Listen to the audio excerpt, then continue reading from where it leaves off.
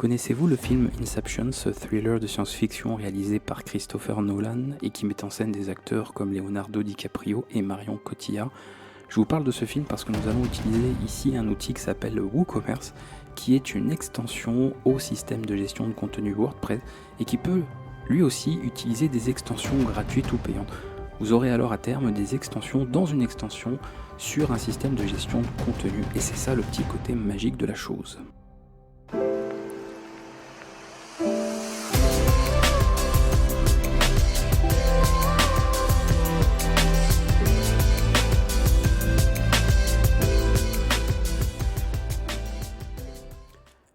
WooCommerce, c'est la plateforme qui va vous permettre de mettre en place une boutique en ligne dans laquelle vous allez pouvoir vendre divers articles, soit des articles physiques ou des articles numériques.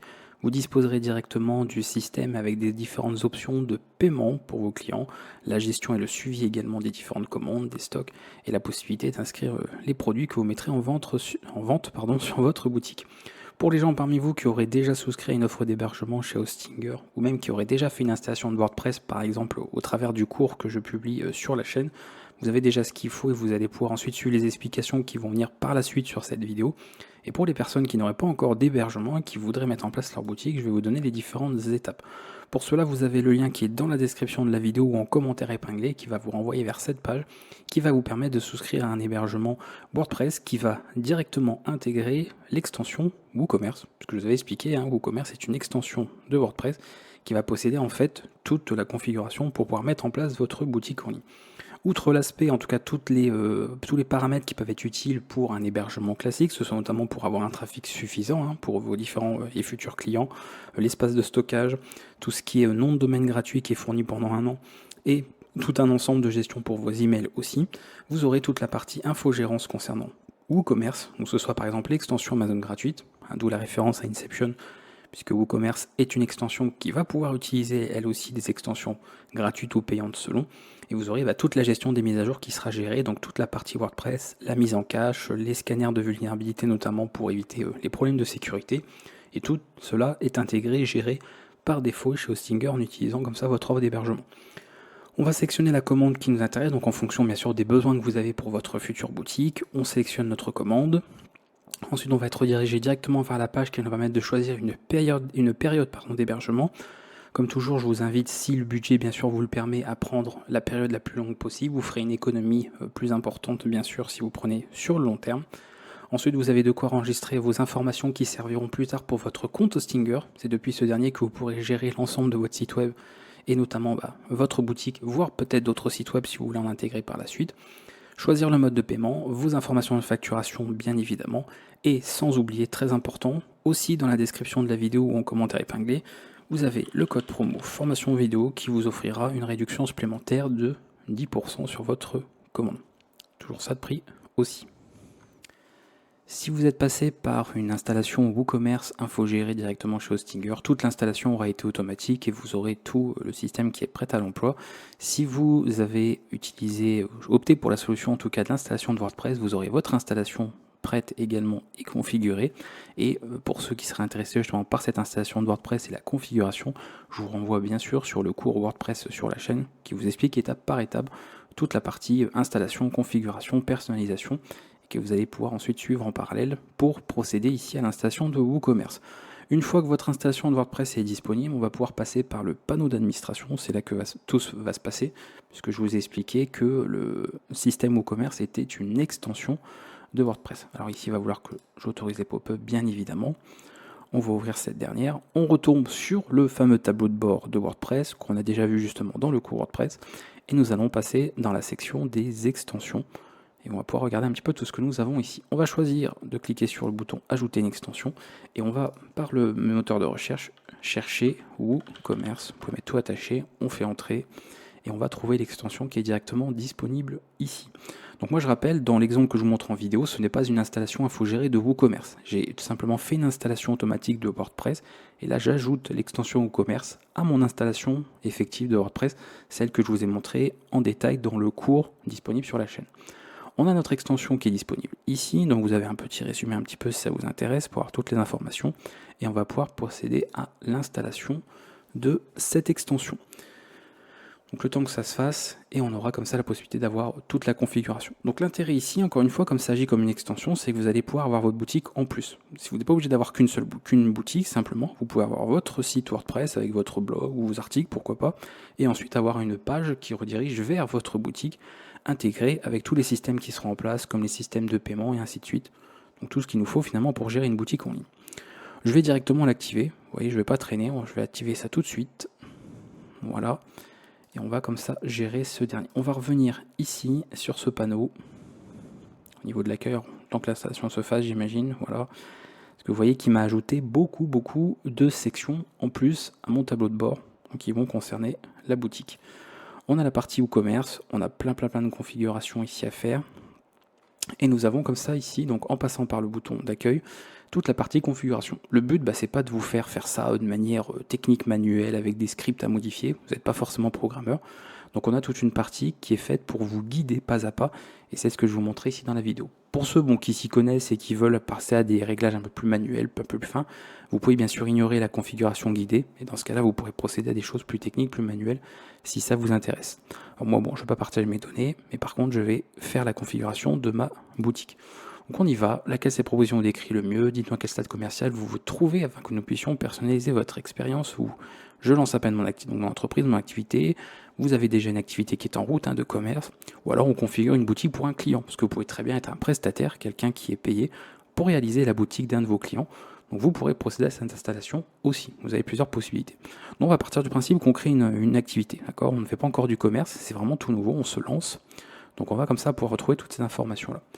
Nous avons différentes propositions pour, évidemment, les informations qu'il nous faut. Donc attribuer à notre boutique, moi je vais mettre évidemment n'importe quoi, parce que c'est pour l'exemple, je vais appeler ça Shop. Quel type de produit envisagez-vous de vendre? Encore une fois, attention, si vous sélectionnez quelque chose, ça ne veut pas dire que ça y est, ce n'est plus configurable et que vous êtes obligé de vendre absolument ces outils. C'est plus en fait pour affiner un petit peu la configuration, la personnalisation de départ, de base de votre boutique. Mais tout est personnalisable par la suite. Si vous voulez changer des options, il n'y a jamais quelque chose de définitif, en tout cas sur ces paramètres-là. Donc nous partons du principe qu'on vend plutôt de l'électronique et de l'informatique, un mangeur de cartes graphiques j'imagine qui regarde cette vidéo, donc on va plutôt s'orienter vers ce type de produit. Ensuite, où se situe votre boutique? Ça c'est une boutique également qui est disponible par exemple localement. Alors c'est vrai que par contre là il me met un champ obligatoire. On pourrait très bien partir du principe que c'est une boutique qui est juste en ligne, et dans ce cas-là elle n'est pas, donc nous on va mettre Paris. Mais n'essayez pas de rechercher une boutique qui m'appartiendrait sur Paris, je n'ai pas de boutique. Alors, par contre, peut-être France, non? D'accord, France en fait, donc c'est même pas des villes, c'est juste des pays. Donc elle est en France. Donc pour dire, voilà, c'est le pays finalement, la boutique en ligne par rapport aux lois, etc. L'adresse email, bien sûr, important de mettre une vraie adresse, c'est important pour la suite. Et on va pouvoir comme ça continuer la configuration. Alors là, si on a quelques fonctionnalités qui sont gratuites, je vous ai expliqué qu'il y a des extensions qui le sont, des extensions qui seront payantes. C'est comme toujours, ça dépend des développeurs qui font ça.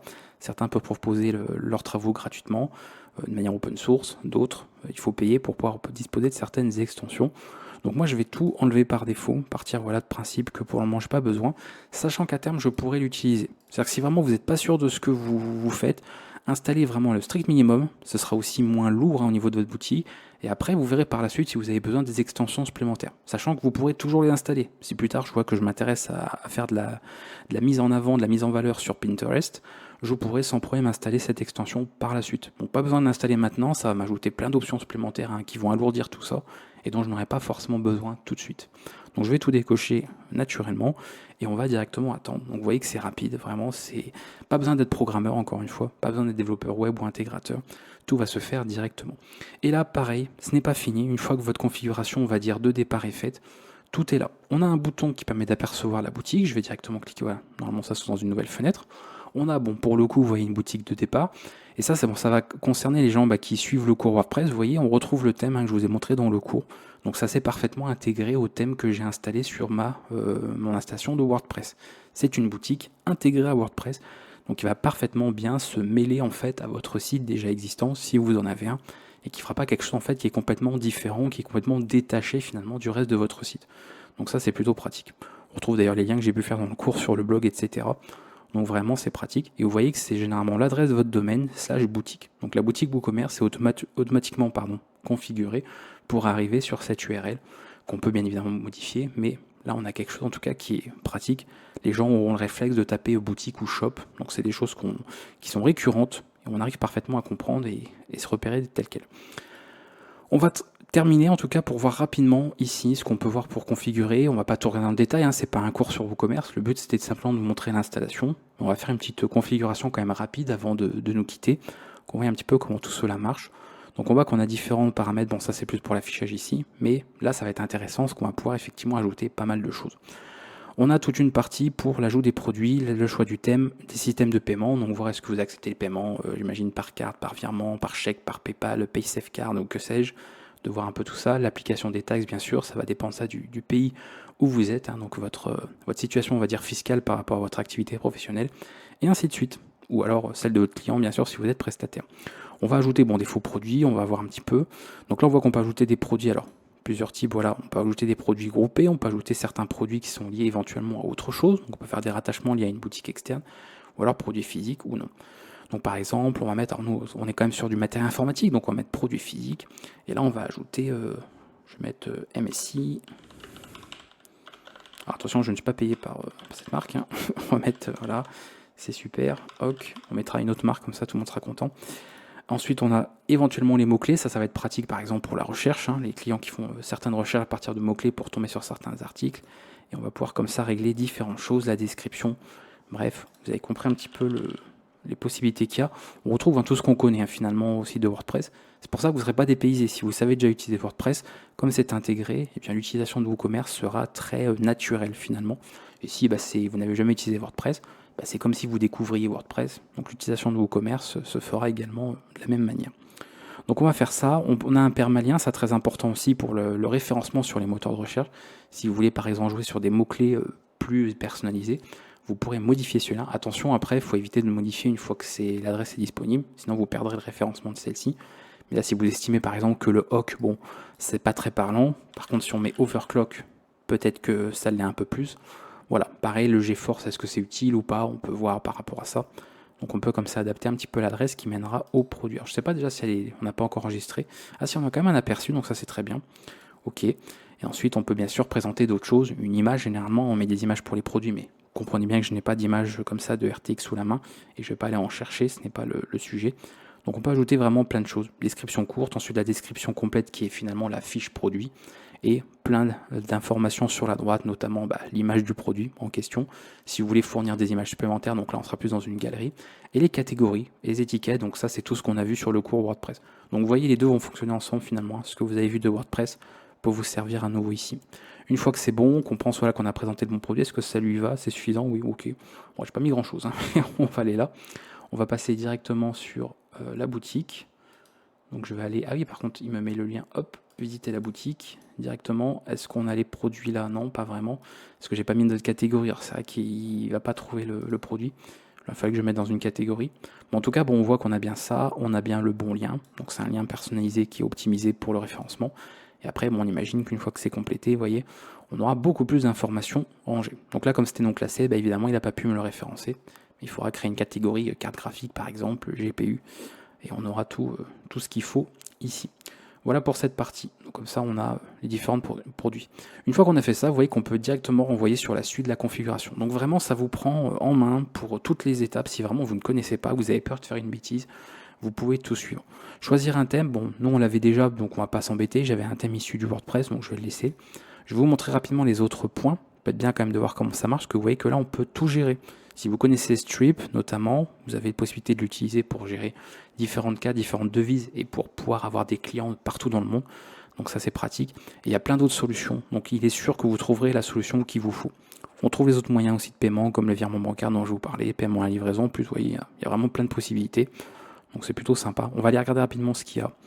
Voilà, donc on a possibilité de configurer un compte WooPayment. Donc ça c'est intégré directement à la solution WooCommerce. Ce n'est pas forcément obligatoire. Donc on peut créer comme ça un compte et ensuite procéder à d'autres, on va dire d'autres modes de paiement si on veut. Donc par exemple, si vous voulez utiliser Stripe, vous le configurez ici. Si vous voulez utiliser le système de solution PayPal, voilà. Et bien sûr, vous pouvez les cumuler, pas obligé de forcément choisir l'un ou l'autre. Si vous voulez proposer différents modes de paiement, comme n'importe quelle boutique, vous savez comment ça marche, vous pourrez passer par ça aussi.